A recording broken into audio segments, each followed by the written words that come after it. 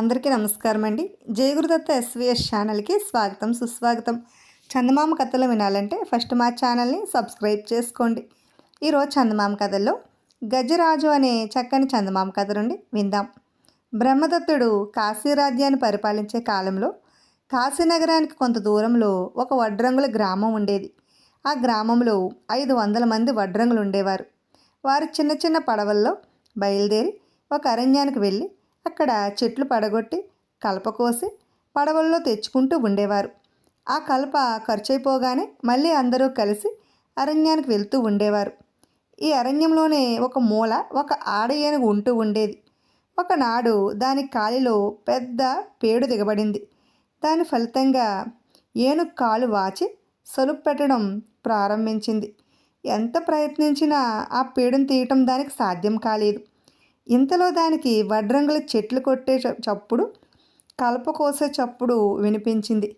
అది కుంటుకుంటూ వారున్న చోటుకు వెళ్ళింది. ఏనుగును చూడగానే దానికి ఏదో బాధ కలిగిందని గ్రహించి వడ్రంగులు తాము చేసే పని కట్టిపెట్టారు.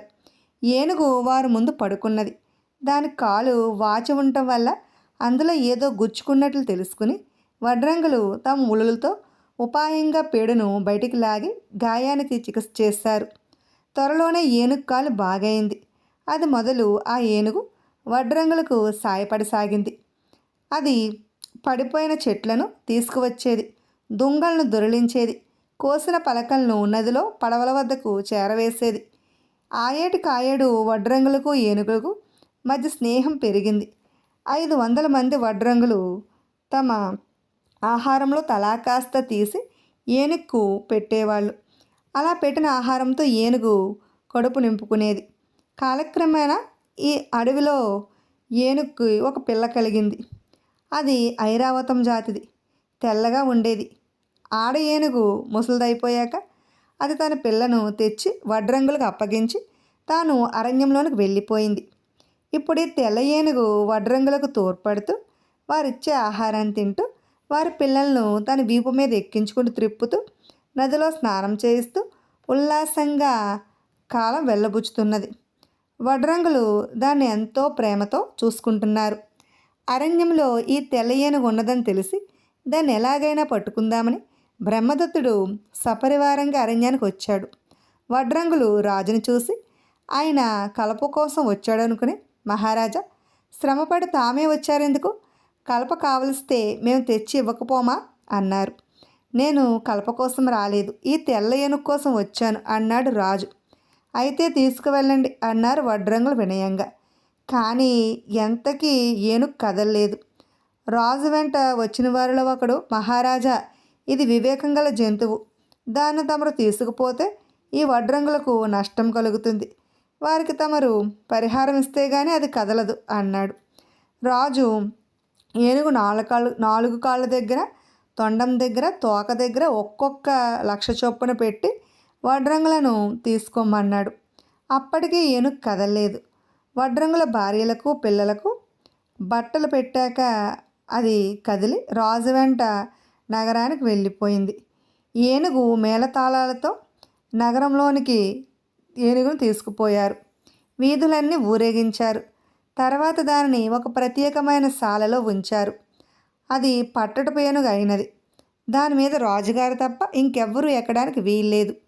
ఈ ఏనుగు వచ్చాక కాశీరాజ్యం చాలా విస్తరించింది. దాని ప్రభావం వల్ల ఎంత బలవంతులైన రాజులు కూడా కాశీరాజుకు ఓడిపోయారు. కొంతకాలానికి రాజు భార్య గర్భవతి అయినది. ఆమె కడుపున బోధిసత్వుడు ప్రవేశించాడు. ఇంకొక వారానికి రాణి ప్రసవిస్తుందనగా రాజు చనిపోయాడు. అదే సమయం అనుకుని కోసల దేశపు రాజు తన సైన్యాలతో కాశీరాజ్యంపైకి దండెత్తి వచ్చాడు. ఏం చెయ్యాలో మంత్రులకు పాలుపోలేదు. వారు చాలాసేపు తమలో తాము చర్చించుకుని చివరకు కోసలరాజుకు ఈ విధముగా కబురు పంపారు. మా రాణిగారు 1 వారం లోపల ప్రసవిస్తుంది. ఆమె ఆడపిల్లను కన్నట్టయితే మీరు వచ్చి కాశీరాజ్యాన్ని ఆక్రమించుకోండి. మగపిల్లవాడు కలిగిన పక్షంలో మేము మీతో యుద్ధం చేస్తాం. కోసలరాజు ఈ కబురు అందుకుని వారం రోజులు గడువిచ్చాడు. వారం గడవగానే మహారాణి బోధిసత్వుణ్ణి ప్రసవించింది. కాశీసేనలు కోసల సేనలతో యుద్ధానికి తలపడ్డాయి. కానీ యుద్ధంలో కోసలసేనదే పైచేయిగా కనిపించింది. అప్పుడు మంత్రులు మహారాణి వద్దకు వెళ్ళి, అమ్మ, మన పటటపు ఏనుగు యుద్ధరంగంలో ప్రవేశిస్తే గాని మనకు విజయం చేకూరదు. కానీ మహారాజు మరణించినది మొదలు ఏనుగు నిద్రాహారాలు మాని దుఃఖంలో మునిగిపోయి ఉన్నది. ఏం చేయాలో మాకు తోచటం లేదు అని విన్నవించారు. ఈ మాటలు వింటూనే మహారాణి పురిట మంచం మీద నుంచి లేచింది. తన కుమారుడికి రాజోచితమైన దుస్తులు తొడిగింది. పిల్లవాడిని తీసుకుని పట్టటపు ఏనుగు వద్దకు వెళ్ళింది. ఆమె తన కుమారుణ్ణి ఏనుగు కాళ్ళ ముందు పెట్టి నమస్కారం చేసి, గజరాజా, నీ యజమాని పోయినందుకు విచారించవద్దు. ఇదిగో నీ యజమాని, వీడి శత్రువులు యుద్ధరంగంలో చెలరేగుతున్నారు. నీవు వెళ్ళి వారిని ఓడించు, లేదా నీ కాళ్ళ కింద ఈ కుర్రవాణ్ణి తొక్కి చంపేయి అన్నది. అంతవరకు విచారంగా ఉన్న ఏనుగు పిల్లవాడి శరీరాన్ని తన తొండంతో ప్రేమగా తడివింది. అతన్ని తొండంతో ఎత్తి తన శిరస్సు మీద పెట్టుకున్నది. తర్వాత అతన్ని తల్లి చేతుల్లో పెట్టి వెంటనే యుద్ధరంగానికి కదిలిపోయింది. ఏనుగు భీకరంగా ఘీంకరిస్తూ వాయువేగంతో తమ పైకి వచ్చిన పడుతూ ఉండటం చూసిన కోసల సైనికుల గుండెలు అవిసిపోయాయి. వారు చెల్లాచెదురుగా పారిపోసాగారు. ఏనుగు నేరుగా కోసలరాజు వద్దకు వెళ్ళింది. అతని తొండంతో చుట్టు తీసుకువచ్చి రాజకుమారుడి పాదాల వద్ద పడవేసింది. కోసలరాజు పసివాడు కాళ్ళు అంటుకొని క్షమాపణ వేడుకున్నాడు. కాశీమంత్రులు అతనికి ఎట్టి అపకారము చేయక అతని దుశ్చర్యను క్షమించి తన దేశానికి తిరిగి పోనిచ్చారు. బోధిసత్వుడు 7 ఏళ్ల వాడయ్యేదాకా ఏనుగు కాశీరాజ్యాన్ని కాపాడింది. తర్వాత బోధిసత్వుడు సింహాసనానికి వచ్చి ఆ ఏనుగును తన పటటపు ఏనుగు చేసుకుని రాజ్యపాలన చేశాడు. ఇప్పుడు తా చెడ్డ కోతి అనే మరో చక్కని చందమామ కథను విందాం. పూర్వం ఒక గ్రామంలో ఒక గురువు వద్ద అనేక మంది శిష్యులు ఉండేవారు. ఒకనాడు గురువుగారింట్లో వంట చెరుకు అయిపోయింది. అందుచేత శిష్యులందరూ ఎండుకట్టెలు ఏరుకురావడానికి దగ్గరలో ఉన్న అడవికి వెళ్ళారు. ఈ శిష్యుల్లో ఒకడు వట్టి సోమరిపోతు. వాడు తప్పనిసరి అయితే కానీ పని చేసేవాడు కాదు. ఒకవేళ పని చేయవలసి వచ్చినా సాధ్యమైనంత తక్కువగానే చేసేవాడు. శిష్యులు చాలామంది ఉన్నారు కనుక ఈ సోమరిపోతు ఎంత పని చేసినది ఎవరికీ తెలిసేది కాదు. దానికి తోడువాడు తెలివైనవాడు కనుక తన సోమరితనం బయటపడకుండా ఎంతో జాగ్రత్త పడుతూ ఉండేవాడు. అడవిలో ప్రవేశించిన శిష్యులంతా ఎండుకట్టెల కోసం అంతటా వెతుకుతూ పనికి వచ్చే కట్టెలు పుల్లలు ఏరి ఒక చోట పోగు వేస్తూ పనిలో నిమగ్నులయ్యారు. సోమరిపోతుకి ఇదంతా వృధాశ్రమ అనిపించింది. వాడు మిగిలిన వాళ్ళకి ఎడంగా వెళ్ళాడు. ఎక్కడైనా ఎండిపోయిన చెట్టు కనిపిస్తుందేమోనని వాడి ఆశ. వాడు కొంత దూరం వెళ్ళాక వాడికి కావలసిన చెట్టు దొరకనే దొరికింది. ఆ చెట్టున ఒక్క ఆకు కూడా లేదు. చెట్టు బెరడంతా నల్లగా ఉంది. అది ఎండు చెట్టే అనుకున్నాడు సోమరిపోతు. ఈ ఒక్క చెట్టు విరిచి పట్టుకుపోతే చాలు, ఎంతకాలమైనా పనికి వస్తుంది అనుకుని సోమరిపోతు మంచి నీడ చూసుకుని నిద్రపోయాడు. వాడికి నిద్ర పట్టే సమయానికి మిగిలిన శిష్యులు మాటలు నవ్వులు వినిపిస్తూనే ఉన్నాయి. కానీ తీరా వాడు నిద్ర లేచే సమయానికి చుట్టూ అంతా నిశ్శబ్దంగా ఉంది. పొద్దు కూడా చాలా వరకు వాలిపోయింది. సోమరిపోతుకు కంగారెత్తింది. తన తోటి శిష్యులు వంట చెరుకు మూటలు కట్టుకుని వెళ్ళిపోయారని వాడు గ్రహించాడు. ఎదురుగా కనబడే మొండి చెట్టు కొమ్మలు గబగబా విరిచి ఇంత మోపుకట్టు నెత్తిన పెట్టుకుని ఇంటికేసి పరిగెత్తసాగాడు. వాడు గురువుగారి ఇల్లు చేరేసరికి అప్పుడే మిగిలిన వాళ్ళు ఇల్లు చేరటము, తమ కట్టెలన్నీ ఒక కుప్పగా వేయటము కూడా అయ్యింది. సోమరిపోతు రోజుకుంటూ వచ్చి వాళ్ళు వేసిన కుప్ప మీద తాను తెచ్చిన కట్టెల మోపు విప్పి పరిచాడు. అంతా సవ్యంగానే జరిగిపోయింది కదా అని వాడు చాలా సంతోషించాడు. ఆ రాత్రి గురువుగారు తన శిష్యులందరితో, ఒరేయ్, ఫలాని గ్రామంలో రేపు సంతర్పణ చేస్తున్నారు. మన అందరికీ పిలుపు వచ్చింది. నాకు వేరే పని ఉంది, కానీ మీరంతా తెల్లవారాక ముందే ఇంత అన్నం తిని బయలుదేరండి. మధ్యాహ్నానికల్లా సంతర్పణకు అందుకుంటారు అన్నాడు. శిష్యులంతా సంతోషించారు. తెల్లవారుజామునే గురువుగారి భార్య శిష్యుల కోసం వంట చేద్దామనుకుని కిందటి సాయంత్రం వాళ్ళు తెచ్చివేసిన కుప్ప మీద నుంచి కట్టెలు తీసుకుని పొయ్యి రాజేసింది. అయితే అవన్నీ పచ్చి కట్టెలు, సోమరిపోతు తెచ్చినవి. అందుచేత ఏ వేళకు పొయ్యి రాజలేదు. అన్నం ఉడికేసరికి సూర్యోదయం కూడా అయిపోయింది. శిష్యులు సకాలంలో అన్నం తిని ప్రయాణమై సంతర్పణకు వెళ్ళలేకపోయారు. తా జడ్డ కోతి వనమల్లా చెరిసిందన్నట్టు ఒక్క సోమరిపోతు మూలంగా శిష్యులందరికీ సంతర్పణ లేకుండా పోయి అసభంగం అయినది. ఇప్పుడు విచిత్రమైన కోరిక అని మరో చక్కని చందమామ కథను విందాం. విసుగు చెందని విక్రమార్కుడు చెట్టు వద్దకు వెళ్ళి శవాన్ని దించి భుజాన వేసుకుని మళ్ళీ శ్మశానం కేసి నడవసాగాడు. అప్పుడు శవములో ఉన్న బేతాళుడు, రాజా ఊసుపోక ఒక చిన్న కథ చెబుతాను విను అంటూ ఈ విధంగా చెప్పసాగాడు. పూర్వం కోసల దేశంలో ఒక కోయ కుటుంబం ఉండేది. కోయ స్త్రీకి ఒక్క అన్న మాత్రమే ఉన్నాడు. ఆమె తల్లిదండ్రులు చనిపోయారు. అందుచేత కోయ తన భావమరిదిని కూడా తన వద్దనే ఉంచుకున్నాడు. పెద్ద కోయ అతని కుమారుడు భావమరిది కలిసి అడవి కొంత నరికి అందులో వ్యవసాయం చేసుకుంటూ ఉండేవారు. స్వయానా కష్టపడి సాగు కిందకు తెచ్చుకున్న భూమి కావడం చేత, అడవిని ఆనుకుని ఉండటం చేత ఆ పొలానికి శిస్తులు పనులు ఉండేవి కావు. పండించుకుందంతా సుఖంగా అనుభవిస్తూ కోయ కుటుంబం కాలం వెళ్ళబుచ్చుతుంది. ఇలా ఉండగా ఒకనాడు అడవి మార్గంగా ప్రయాణిస్తున్న ప్రయాణికులను దొంగలు దోచారు. సొత్తు పోగొట్టుకున్న వారు కేకలు పెట్టేసరికి మరికొందరు ప్రయాణికులు పరిగెత్తుకుంటూ వచ్చారు. ఇది చూసి దొంగలు అడవికి అడ్డం పడి ఎటో పారిపోయారు.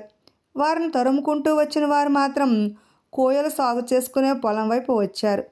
అక్కడ వారికి పొలం దున్నుతూ కోయ, అతని బావమరిది కొడుకు కనిపించారు. వీళ్ళే దొంగలు దొంగతనం చేసి ఇటుగా వచ్చి ఏమీ ఎరగనట్టు పొలం దున్నుతున్నారని దొంగలను తరుముకొచ్చిన వారు తమలో తాము అనుకున్నారు. తర్వాత వారు ఆ ముగ్గురు కోయలను బలాత్కారంగా పట్టుకుని రాజధానికి తీసుకుపోయారు. వాళ్ళ నేరం గురించి తర్వాత విచారిస్తాం, ప్రస్తుతానికి వాళ్ళని ఖైదులో ఉంచండి అని రాజు ఉత్తర్విచ్చాడు. కోయను, అతని భావమరిదిని, కొడుకును ఖైదులో పెట్టారు. తర్వాత కోయల విచారణ జరిగింది. వారు నిర్దోషులనడానికి సాక్ష్యం ఏమీ లేకపోయింది. తమను దోచిన దొంగలు ముగ్గురేనని, వాళ్ళు కూడా కోయలేనని సొత్తు పోగొట్టుకున్నవారు సాక్ష్యం చెప్పారు. అయినప్పటికీ పోయిన సొత్తు వారి వద్ద దొరకలేదు కనుక న్యాయాధికారి వారిని కొంత కొరత వేయించడానికి సందేహించి జన్మఖైదు శిక్ష విధించాడు. ఎక్కడో అరణ్యం మధ్య వ్యవసాయం చేసుకుంటున్న వాళ్ళు కావడం చేత ఆ కోయలను ఎరిగిన వాళ్ళు కానీ, వారి పక్షాన మాట్లాడి సాయపడగలిగిన వాళ్ళు కానీ ఒక్కరైనా లేకపోయారు. అయితే ఈ సంగతి కోయ భార్యకు తెలిసింది. ఆమె వెంటనే బయలుదేరి రాజధాని చేరి రాజగృహం వద్దకు వెళ్ళి, బాబు రక్షించండి, కాపాడండి అని ఎలుగెత్తి కేకలు పెట్టసాగింది. ఆ అరిచే మనిషి ఎవరో, ఎందుకు అరుస్తున్నదో కొనుక్కురమ్మని రాజు తన భటులను పంపాడు. వారు వచ్చి కోయ భార్యను ఎందుకు గొంతు చించుకుని అరుస్తున్నావు అని అడిగారు. అయ్యా రాజుగారు కొంచెమైనా ముందు వెనక ఆలోచించకుండగా ఏ పాపము ఎరగని నా వాళ్ళని తెచ్చి ఖైదులో ఉంచారు. ఒక్క ఆడదాన్ని, నా గతి ఏం కావాలి అని అడిగింది. భటులు తిరిగి వచ్చి రాజుతో కోయ భార్య అన్న మాటలు చెప్పారు. అది విని రాజు ఆ మనిషికి కొంత ధనం ఇచ్చి అక్కడి నుంచి పంపించి వేయించాడు. భటులు కొంత ధనం తీసుకుపోయి కోయ భార్యకు ఇవ్వబోయారు. కానీ ఆమె ధనాన్ని తీసుకోలేదు. భటులు వెళ్ళి ఈ సంగతి చెప్పేసరికి రాజు ఆమెను పిలిపించాడు. కోయ భార్య వచ్చి రాజుగారికి నమస్కారం చేసి నిలబడింది. డబ్బు తీసుకోమంటే వద్దన్నావట, నీకేం కావాలి అని రాజు ఆమెను అడిగాడు. మహారాజా, ఒక్కసారిగా నాకున్న భర్తను, కొడుకును, అన్నను కూడా పట్టుకుని ఖైదులో పెట్టి నన్ను ఒంటరిదాన్ని చేశారు. ఇంట్లో మగదిక్కు లేదు అన్నది కోయ భార్య దీనంగా. రాజు ఉదారుడు, ముగ్గురిని వదలాలంటే సాధ్యం కాదు. వారిలో ఎవరినైనా ఒకరిని కోరుకో, ఈ క్షణమే వదిలేస్తాను అన్నాడాయన. అయితే నా అన్నను వదిలేయండి అన్నది కోయ భార్య. ఈ మాట విని రాజు చాలా ముచ్చటపడ్డాడు. భటులను పిలిచి కోయను, కొడుకును, భావమరిదిని కూడా వదలవలసిందిగా ఆజ్ఞాపించాడు. బేతాళుడి కథ చెప్పి, రాజా నాకొక సందేహం. కోయ భార్య తన భర్తను విడిపించమని కోరక, కొడుకును విడిపించమని కోరక, అన్నను విడిపించమని ఎందుకు కోరింది? భర్త మీద, కొడుకు మీద ప్రేమ లేకనా? ఆ ఇద్దరిలో ఏ ఒకరిపైన పక్షపాతం చూపలేకపోయినా? అది ఇలా ఉండగా ఒక్కరినే వదిలేస్తానన్న రాజు ముగ్గురిని ఎందుకు వదిలేశాడు? కాపు భార్య కోరిన కోరిక రాజుకెందుకు సంతోషాన్ని కలిగించింది? తాను ఇస్తానన్నదే చాలని పెద్దగా కోరక తక్కువగానే కోరుందనా? ఈ ప్రశ్నలకు సమాధానం తెలిసి కూడా చెప్పకపోయావో నీ తల పగిలిపోతుంది అన్నాడు. అప్పుడు కోయ భార్య తన అన్నను వదిలేయమని కోరటానికి కారణాలు నువ్వు చెప్పినవి కావు. ఒక భర్త పోతే మరొక భర్తను చేసుకోవడం కోయల్లో ఆచారం. అందుచేత ఆమెకు ఈ భర్త పోతే ఇంకో భర్త వస్తాడు, అలాగే ఈ కొడుకు పోతే ఇంకో కొడుకు వస్తాడు. కానీ ఆమె తల్లిదండ్రులు అది వరకే చనిపోయారు కనుక ఈ అన్న పోతే మరి అన్న రాడు. అందుచేత ఆమె అన్నను విడిపించమని కోరింది. అది గ్రహించి రాజు సంతోషించాడు. ఎక్కువైన కోరిక తీర్చి తక్కువైన కోరికలు నిరాకరించడం దాత యొక్క లక్షణం కాదు కనుక రాజు కోయ భార్యకు అన్నతో పాటు భర్తను కుమారుణ్ణి కూడా ఇచ్చేశాడు అని విక్రమార్కుడు జవాబు చెప్పాడు. ఈ విధముగా రాజుకు తిరిగి మౌనభంగం కాగానే బేతాళుడు శవంతో సహా మాయమై మళ్ళీ చెట్టెక్కేశాడు. ఇప్పుడు గొప్పవాళ్ల మోసమనే మరో చక్కని చందమామ కథను విందాం. పూర్వం రోమ్ నగరంలో ఒక ధర్మకర్త ఉండేవాడు. ఆయనకు అనాథలను చూస్తే అపరిమితమైన జాలి. అటువంటి వారిని చేరదీసి వారికి కలిగిన బాధలు తొలగించి ఎంతగానో సహాయపడేవాడు. ఆ నగరంలోనే ఒక బిచ్చగాడు ఉండేవాడు. వాడు రకరకాల వేషాలు వేసి ప్రజలు చేసే దానాలతో పొట్టపోసుకుంటూ ఉండేవాడు. ఫలానా ధర్మకర్త గారు గొప్ప దాత అని, ధర్మాత్ముడని వాడికి తెలిసింది. ఆయన దగ్గర పెద్ద దానం పుచ్చుకోవాలని బిచ్చగాడికి కోరిక కలిగింది.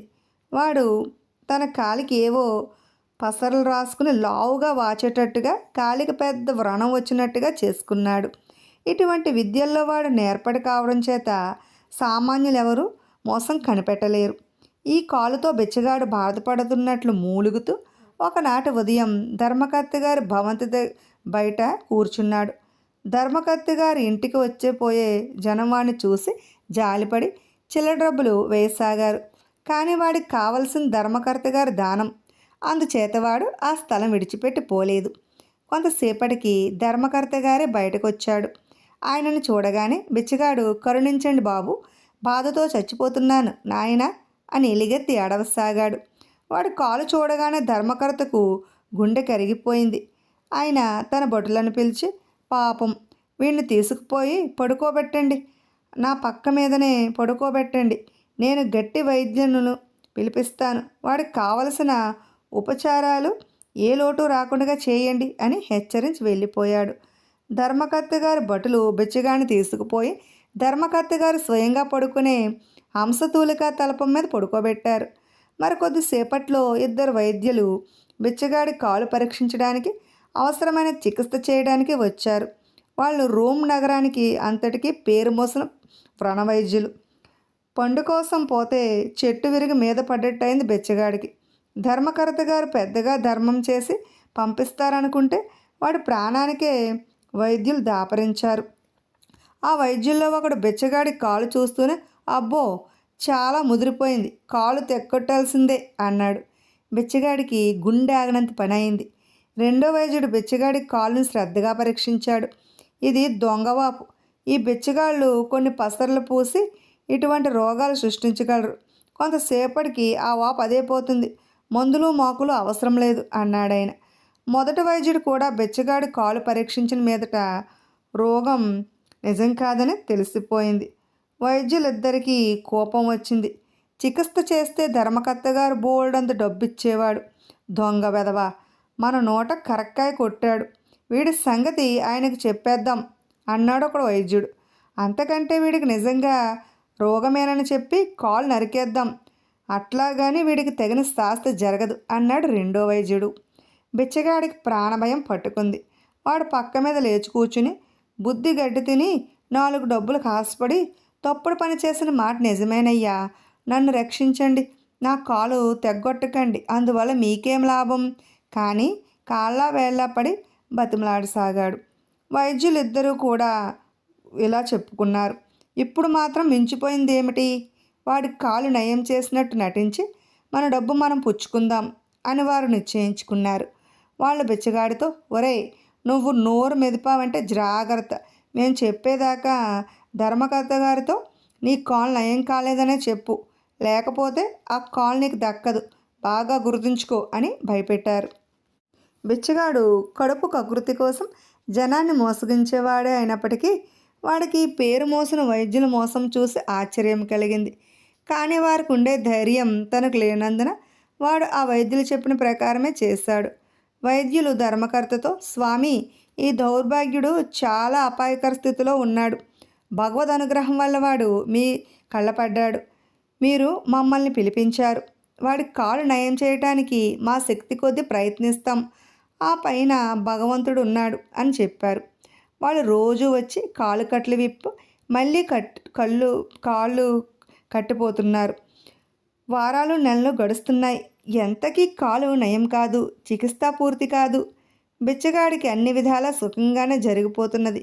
కానీ ఇంతకంటే స్వేచ్ఛగా వీధుల వెంబడి అడుక్కుతున్న రోజులే వాడికి మంచిగా అనిపించాయి. వాడు వైద్యులను, నా కాలు త్వరగా నయం చేయండి, మీకు పుణ్యం ఉంటుంది అని ప్రార్థించసాగాడు. 3 నెలలు దొంగ వైద్యం చేసిన మీదట బిచ్చగాడి బాధ భరించలేక వైద్యులు చికిత్స పూర్తయిందని ధర్మకర్తకు తెలియచేశాడు.